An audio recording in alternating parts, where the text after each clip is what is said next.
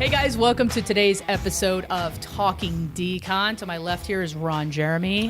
Steve Miller. According to the fans, there is a good resemblance here. So you guys let me know what you think.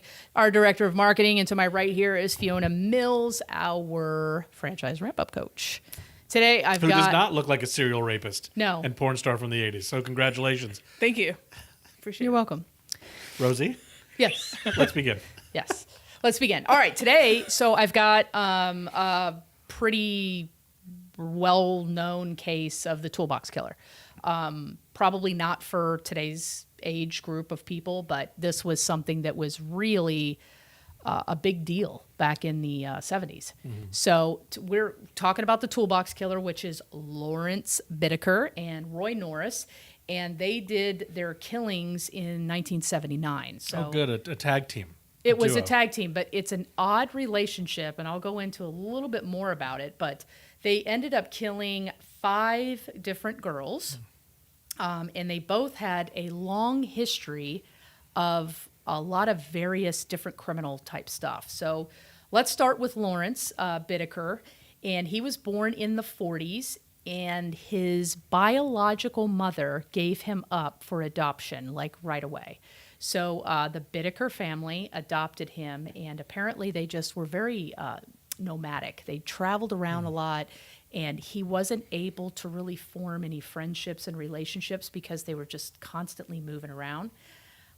So he wasn't really too engaged with anyone, kind of a loner type guy, which again, we see that quite a bit. But the unique thing about Lawrence was that he was had an IQ of 138. Ooh, so smarty. He was a genius. Pants. He passed the genius level, kind of like me. Sure. Right around there, you know. I think this entire group has 138 I combined. think I'm 137 and a half, 139, right around there, you know.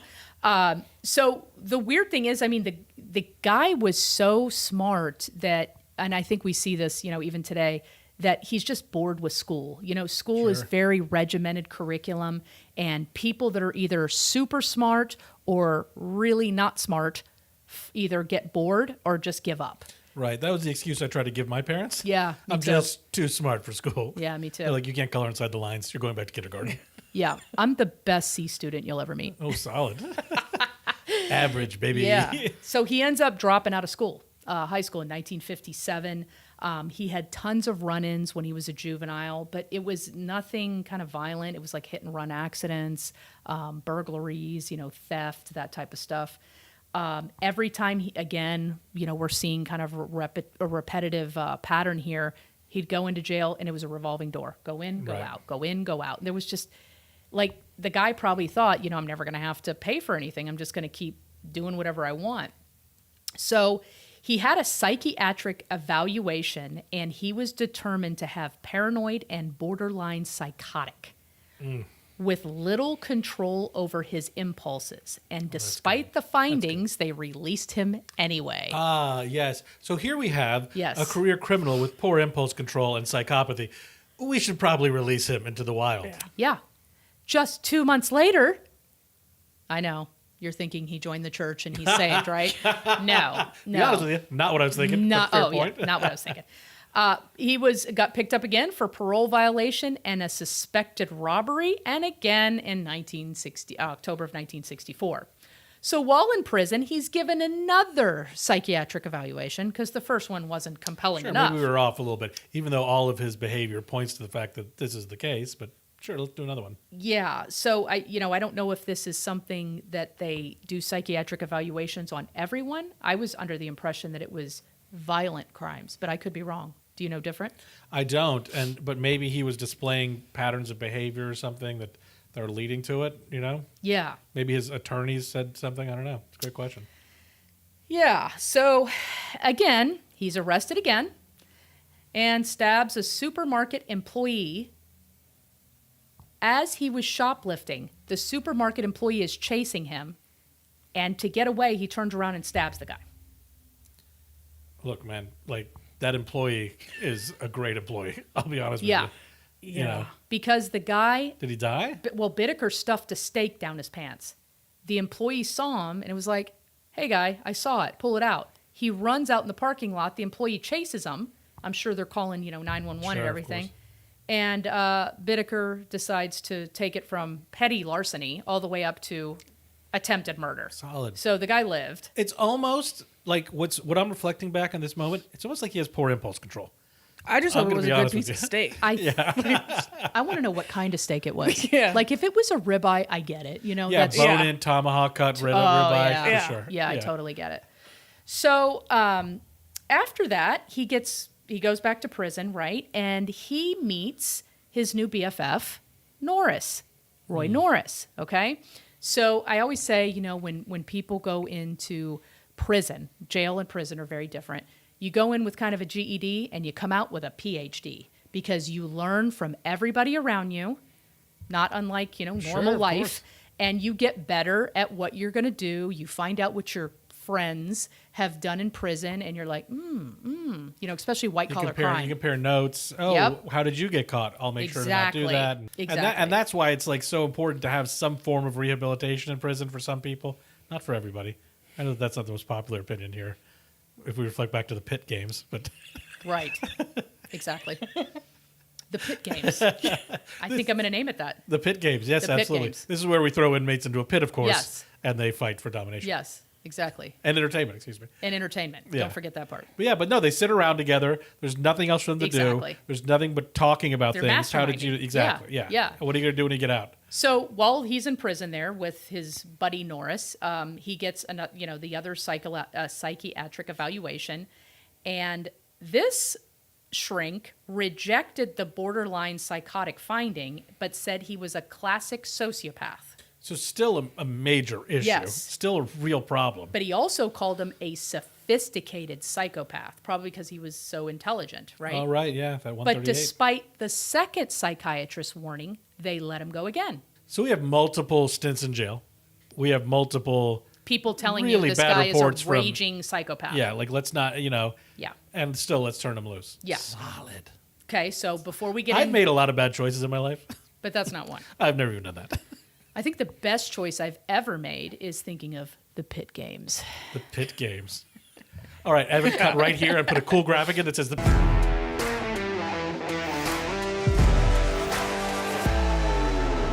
games.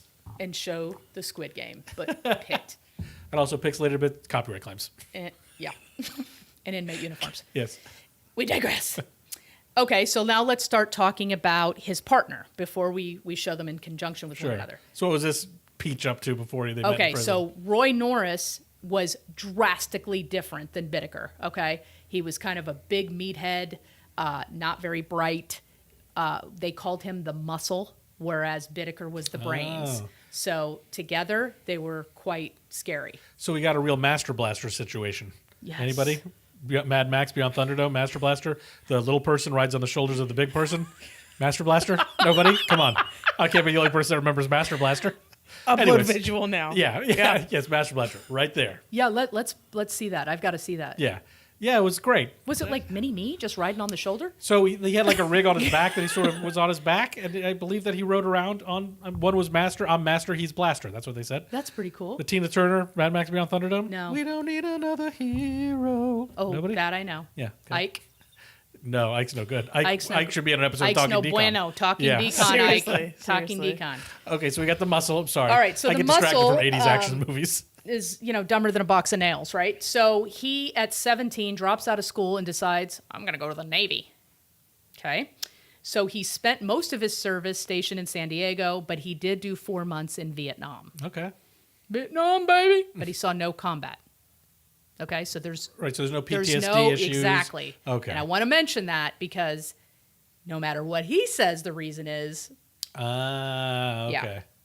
So back in San Diego, he was arrested in November of '69 for attempted rape. Okay, so unlike Bittaker, everything was sexual for him and everything was violent. So when Bittaker was, he was doing theft and, burglary and stuff. Yeah. Roy Norris was a straight up rapist. From the jump, he's From a rapist, the get-go, he had issues. So, attempted rape, what's the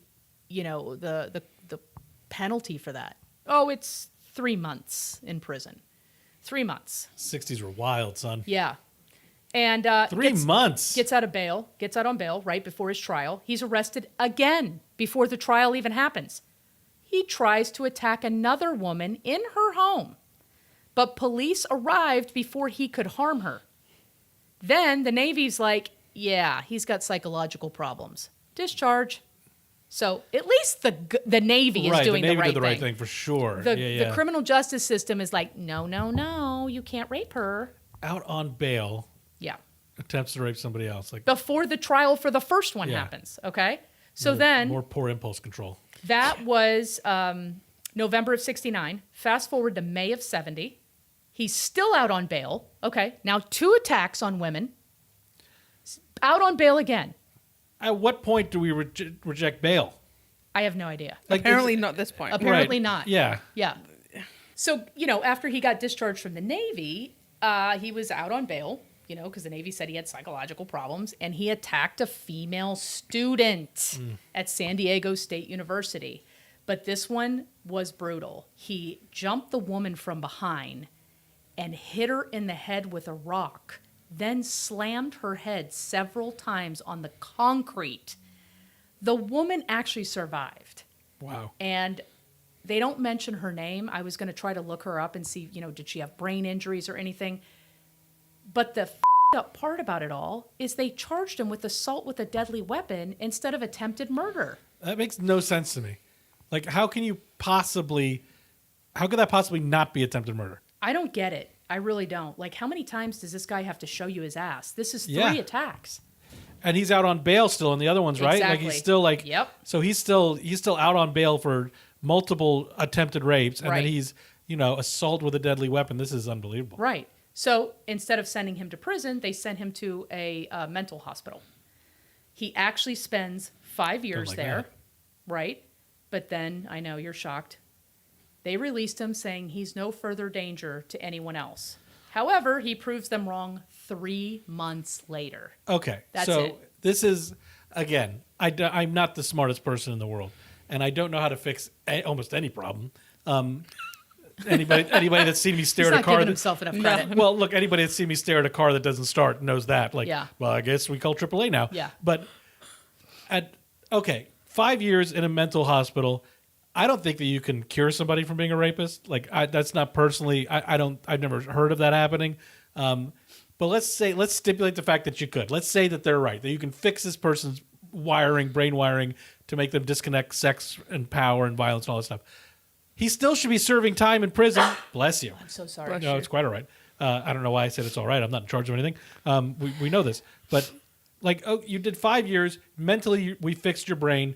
But shouldn't you still have to do a great deal of time for what should have been attempted murder and for what were attempted rapes as well? Like, how is 5 years enough for that? Well, what is the barrier here that we're saying he's now okay and not a threat to anyone? Like, who is making that assessment? And if it's a shrink, why aren't we holding these people accountable? That's a great point. Like, you should immediately be like, well, you're off this board. Because, I've got to wonder how many of these decisions are made financially. Hey, he's been here 5 years. We need the bed. It wouldn't be surprising. I would not be surprised. It wouldn't be surprising at all. As depressing and as mind-blowing as it is, I think he's a perfect candidate for the...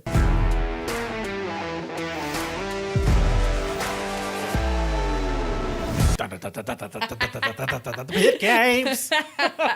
And there's our theme song. Yeah, exactly. If you don't know what the pit games is, go back to the other episode where Laura lays out her vision for an incredibly violent society where murder is entertainment. Yes. Pit games. Yes, exactly. I love it. So as I was saying, 3 months later, he attacked and raped a 27-year-old woman. He was finally convicted of forcible rape and sent to California's state colony in San Luis Obispo. Okay, so we have convicted of forcible rape. 4. We have and then we have all these charges before it. So I'm sure now he'll spend the rest of his life in jail. What a great story. Yes. However, no.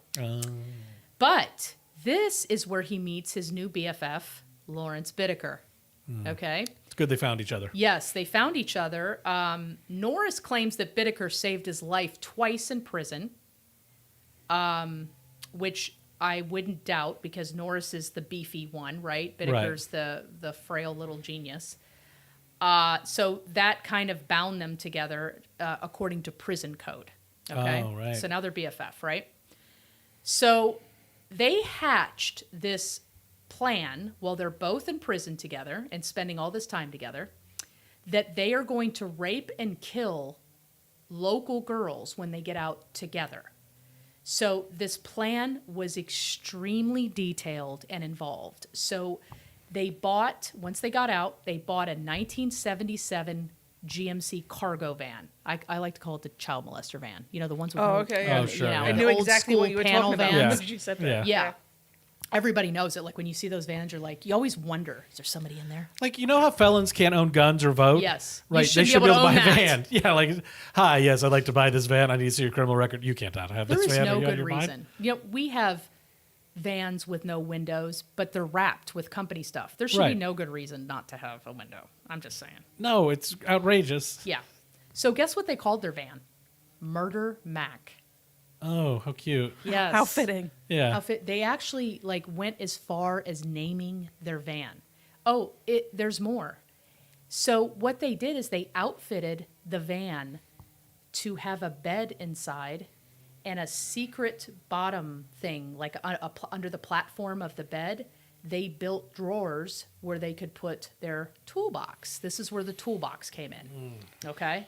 See, so far I'm like, a van with a bed, that sounds pretty nice. Yeah. Sometimes I just want to get away from it all, but Yeah. when you got murder tools underneath the bed, I think today's date we call that RV life. yeah, his van Yeah. life, son. Yeah, Hashtag van, van life, life. baby. Hashtag van life. Not so much in No. 1977. Yeah. So they were working tirelessly to outfit this van. You know, everybody else is doing their 9 to 5 and trying to do good things. Nope. These guys had a master plan. So there's no side windows on it, and there's like a large passenger side door. You know how it kind of Sure, opens sliding up. door, yeah. So they wanted to give their plan a test run first. So they actually were like scoping out the area. Now they're rehearsing. Yeah, Cool. they were rehearsing everything. Like, where are we going to take these girls? Like, they wanted to focus on the beach area because they figured it was low-hanging fruit. There'd be a lot of pretty girls around there. So they were testing along the Pacific Coast Highway, which is very famous. Sure, right? of course, Beach beautiful. area. They stopped at the beaches. They talked to the girls. And then one of the things that when they finally got arrested, they found over 500 photos that they had taken of these random girls. So they were literally scoping everybody out. You know what's extra creepy about that, too, is that it's the 70s. Like, nowadays, obviously, it's super creepy if you Yeah. find some dude that's got 500 pictures of random girls on his phone. For sure, a red flag. But you got to buy equipment. You got to get things developed. They were Polaroids. You know, Polaroids. Yeah, they were Okay. Polaroids. That's still creepy. And they were obviously, but- keeping them as like souvenirs. So there's more souvenirs. So they feel like they're ready, right? They've done their test runs. They've done their photos. They picked their place. So they find their first victim, June 24th, 1979, 16-year-old Cindy Schaefer. Now, the original plan was they agreed that they would have a girl for every teen year. So they wanted 13 through 18, 19, and they wanted one of each age. Now, That's how you find that out before, I guess you would have to ask their age as you're mingling and then say, oh, we need a 14. It was almost Right. like, what's that game? Like you need that Go one fish? card, go fish. Yeah. Oh, I need a 14-year-old, grab yeah. her. Need him, got him. So that's what it was. So this one was kind of at random because they just started. So she's 16. They picked her up near Redondo Beach. Norris, Beefy Norris, forced her into the van. He duct taped her mouth and bound her arms and legs. So Bittaker was always the one to drive the van. Now, the place that they picked to dump their bodies was San Gabriel Mountains, which was really out of sight of the highway. It was kind of a remote area there. Right. So both men raped the girl. They took turns while they gave the others privacy. They literally called it, I'll give you some privacy. But I'm going to sit in the Charming. driver's seat. Yeah. No, Yeah. he walked out and had a cigarette. Well, you know, and then they switched. So they both raped the girl, and Bittaker wrapped a straightened wire coat hanger around her neck. So the way that they kind of described is they twisted it. So they didn't like dismantle the hanger and then just go like that. He literally slowly That is twisted so it. the Sadistic. length of time that would Yes. take, and the fear, the amount of fear that's Yes. being imposed onto that victim. It's haunting, man. Well, this is where the toolbox comes in, right? So he realizes I can't do it with my hand. It's not killing her. It's just so he gets the vice grip and starts doing it and then strangles her. So he wraps her body in a plastic shower curtain and just dumps it in the canyon. Just like trash. Yep, just like Just throw it trash. over like trash. Yep. So then, a couple weeks later, July 8th, they pick up 18-year-old Andrea Hall, who was hitchhiking. Again, hitchhiking wasn't very Yeah, it was a rare. thing. It was Now it's like, are you insane? But late 70s, that wasn't a deal at all. That wasn't a big deal. So Norris hid in the back of the van because they figured that both of them sitting in the front together would be too intimidating for a girl to get in there. So Makes they thought, sense. 2 against 1, right? So he hides in the back of the van, and Bittaker offers her a drink from the cooler. So she gets in the car, and she's like, yeah, I'm going down that way. And he goes, hey, you want a beer in the back? She's like, yeah, sure. So she walks to the back, and he's hiding under that platform. He grabs her, and they start to scuffle. He tapes her mouth shut, binds her arms and legs, with the duct tape, and they took her to a fire road, raped her several times. Bittaker dragged her from the van, and Norris left to go get beer. Oh, sure, because we're having a party. When Norris returned, the girl was gone, and Bittaker was looking at Polaroid pictures of her. He stabbed her with an ice pick in both ears and strangled her. He threw her body over the cliff. So now we're ratcheting it up. Now we're I ice picking literally ears. cringed. Ice pick in the eardrum. Yeah, it gives you a feeling. It gives you a feeling. That is just pure torture. And when I read some more about that, I learned that you're not going to die from that. It's just the most excruciating f***ing pain you'll ever feel in your life. Yeah. And apparently all you hear is blood draining in your head. Why can't it just kill you? Yeah, kill me, man. Just kill me. Yeah. Please. There's an ice pick in my f***ing ear. Yeah. So September 3rd, a couple months later, driving near Hermosa Beach, the pair spotted 2 girls at a bus stop bench and offered them a ride. Jackie was 15 and Leah Lamp was 13, and they accepted their offer. So there you go. You got 2 more ages to fill in here. The girls became suspicious when Bittaker parked the van near a suburban tennis court, because that's not where they asked to go. Right. So Lamp went for the back door. Norris hit her in the head with a bat. Ah. Yeah.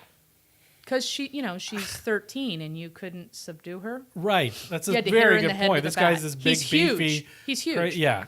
He's like, I think he said was 6'1", 225 pounds. And I feel like back dude. then, kids were smaller than they are now. Yeah. It seems like, doesn't it? So it's Yeah, now we have Cheez-Its and stuff, and we're all fat as Yeah, totally. So they broke out in a fight, and Bittaker starts to help Norris subdue the teens, and they bind them both, right? So Bittaker drives them to the fire road again. They feel safe their at this spot. fire road. Yeah, they got their that's their spot. spot now. So they kept the girls alive for 2 days. This is the longest, okay? Raping and torturing them the entire time with wire hangers and pliers. Yeah, man. I just it's. What can you even say about that? I mean, 2 days. Whatever happened to these guys is not good enough, because 2 days that's a nightmare.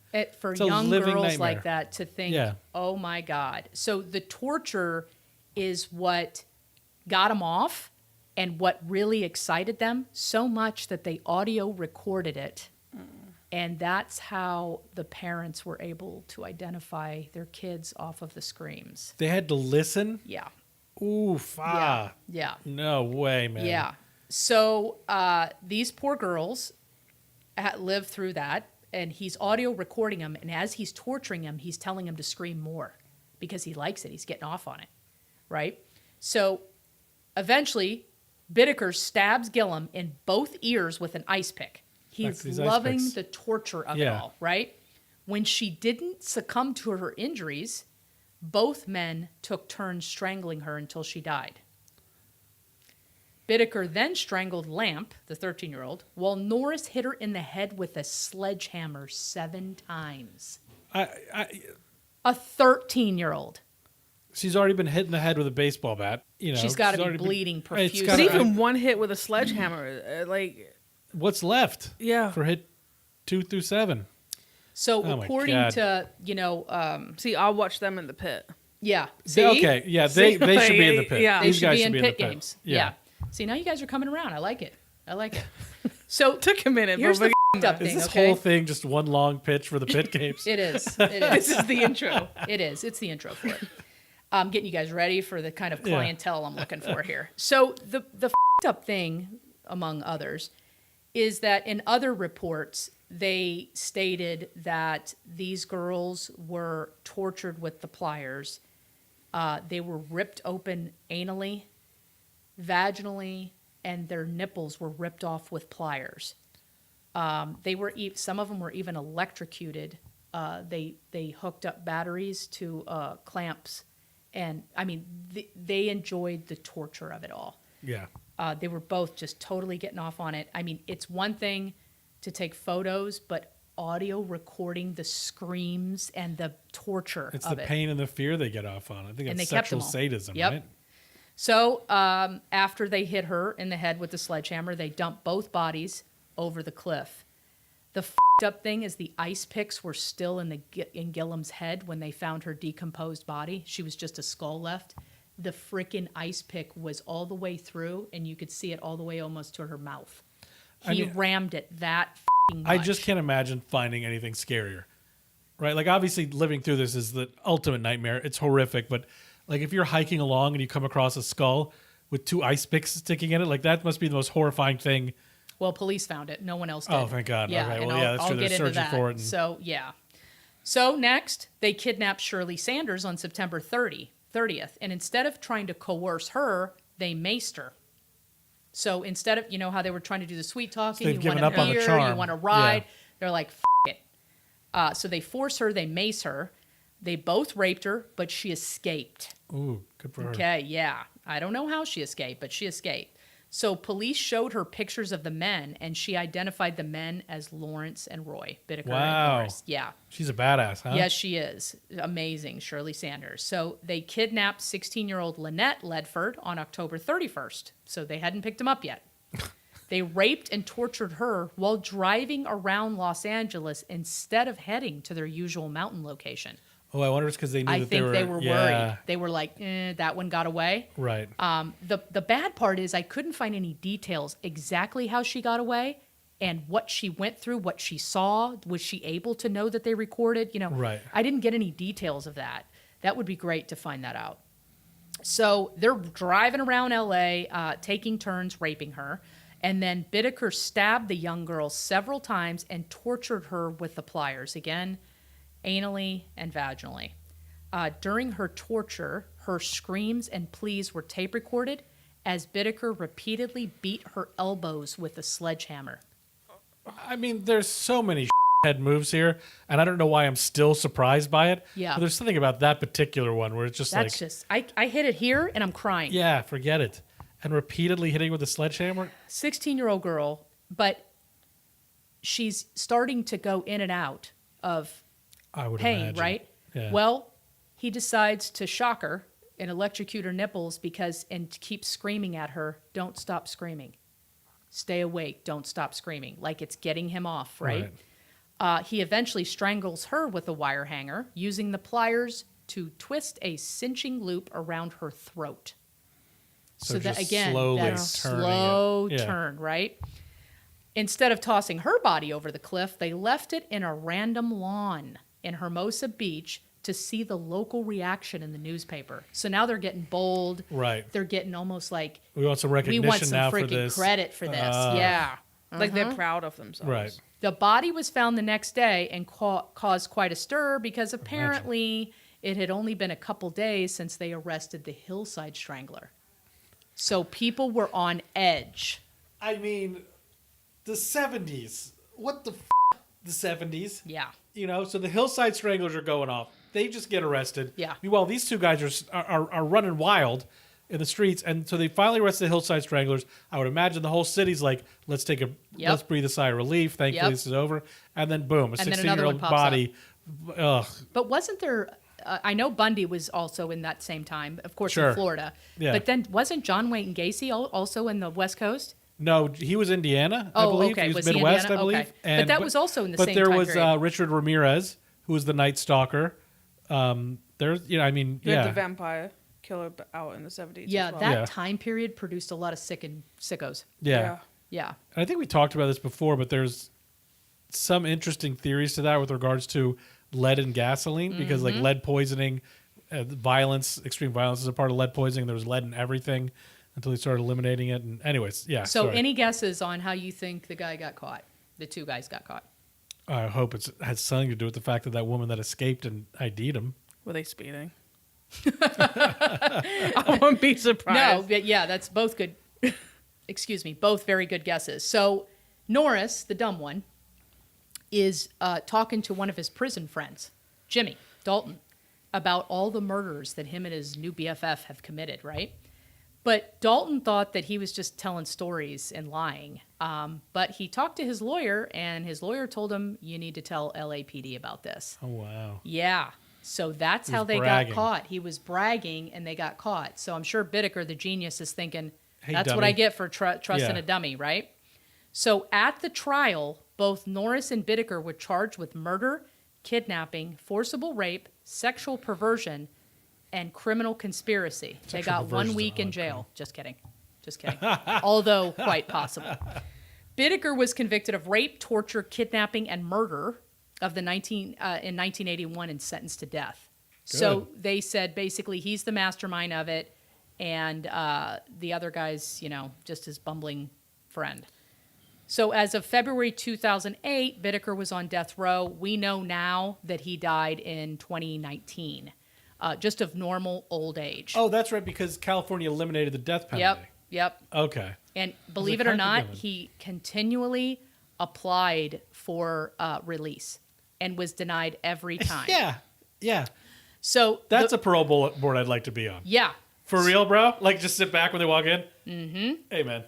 But get this. So he's on death row, and there's so much publicity and notoriety around all these killings that he starts getting all this mail, right, from all these sickos. He writes these people back and signs his name, Pliers Bittaker.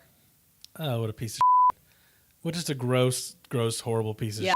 So they found the van, obviously, the little toolbox. That's where he got the name Toolbox Killer, because they kept just pulling out various tools to use to torture these girls. And he was just living it up on the notoriety of what he'd done. I mean, he's a sick fuck. A sick Yeah. fuck. And when he was on trial, I saw some video of him being on trial. He had absolutely no remorse. When he was talking about it, it almost excited him. Like he's reliving it. He's reliving that reliving it, moment. Yeah. and the poor police officers that had to listen to the hours and hours of video and the photos, because he's sitting there getting off on the photos, and it was just horrible. Horrible. And so Norris winds up, he was never given the death penalty. Norris wasn't? No, Norris was given life in prison. I just think they both should have gotten the death penalty. I agree. don't I get mean, they it, were in man. cahoots with one don't another. get it. And the weird part is Norris actually started out much more violent than Bittaker did. Yeah, which is wild, right? Mm-hmm. It's almost like Norris brought it out of Bittaker. Like, Right. hey, I have to rape, and Bittaker's like, well, I love the torture. So Right. it was one of these I things. just feel like when you torture someone like that, like you should get the same treatment. Yeah, you're straight up Hammurabi's code. You're eye for an eye. Like I agree. Yeah. That's how I feel. Well, see, this is surprising pit then because games. you were opposed Yeah. to the pit games Yes, last thank time you. we talked. Thank you. And now Yeah, it seems but I like, said when there's kids, it's different. Do I hear Right. two-faced? All right, Come Rosie. on now. Come on. But no, I feel like when you put torture on someone else, you should receive the same. yeah, it doesn't torture. feel. It's so tough because it doesn't feel like justice. No. No. Like you do all those things, you torture and kill these people, and then you spend the rest of your life in prison. It doesn't feel satisfying in any way. And it sucks too because it's like, right, Not that so there anything is, but life in prison, right? Like you just live out your life, but yet we're paying for it. But Right. let me Right? ask you But then something. if they go for the death penalty, I feel like you shouldn't be just killed because you deserve to suffer. But is Right, it it's like suffering but not, it it's is- not enough, right? But that's what I'm okay, saying. so if you did whatever, if you were given the choice between death penalty or life in prison, what would you choose? Me, I Yes. always think I'd want to choose the death penalty. Me too. so would I. Because I Like, have why? no interest in being in prison forever. Like, so it okay. always shocks me to see, why are these guys fighting the death penalty? Are you kidding? The exception being if I was innocent. If I was Well, innocent, I would obviously. hold out hope that I'd Yeah. be like, you know. Yeah. Yeah. But Right. I just don't understand why they would want to. And then when you're on death row, it's a 23 in, 1 out. So, and I think it's 2 showers a week or something like that. And, once a month rapes or whatever it is. But you're in a tiny cage by yourself. It's a nightmare, dude. But it's again, not enough of a nightmare I for think these it's a people, but- nightmare for us because we're playing with a full deck. True. These guys, I don't know. Do they sit there and they relive it? I mean, what do you do with that much Well, they must. solitude? The fact that people are writing them is wild, too. So they're still having correspondence Well, there's with sick people, f***s talking to everywhere. people. I mean, Yeah. Bundy had the same thing. Love Oh, yeah. letters and all that stuff. Yeah. It's just weird. Yeah, I would definitely. On both ends of that spectrum, it's weird. Yeah. Like people that write them, like why? And I also have never really understood the electric chair. Why aren't we just doing the Lethal injection. The lethal injection. I don't know. It just seems It seems antiquated. It seems it's very outdated. antiquated. Yeah, like I'd even be fine you with might a as well bullet in bring the back of the head. guillotine back. Well, yeah, but that's, I think, The an pit idea. games. Yeah, I mean, that's something that you'd be into. Like, I'm Yes. surprised you're not into the electric chair, to be honest with you. No, I just think it's not painful enough. Oh, I imagine that the electric chair would be much worse It's than too lethal quick. injection. It's no, it's No. coursing through your. You feel that go through you. you feel it Yeah. go It's through your like, veins. You feel the course of it. But the first shot is a sedative, which I don't agree with. No. They should go straight to the heart stop. yes. Yeah. But then if it's straight to the heart stop, yeah, because now again we're coming back to torturing people as the government. You which can't is do that, but problematic. you can voluntarily ask them if they want to join the pit games. Right? Yeah. Yes. Yeah. This is such a tough case. This is such a difficult one to hear about. I mean, all of them are. None of them are like, hey, that was a pretty good one. Let's go out for brunch. But there's something about this one. It feels particularly egregious. The fact that these two guys found each other, the fact that these two guys over and over again were released when they obviously shouldn't have been. If you're sitting there alone right now thinking to yourself, I'm never going to meet somebody, you might meet somebody. It's these crazy two that they people didn't found get each other. found when the girl went and reported him.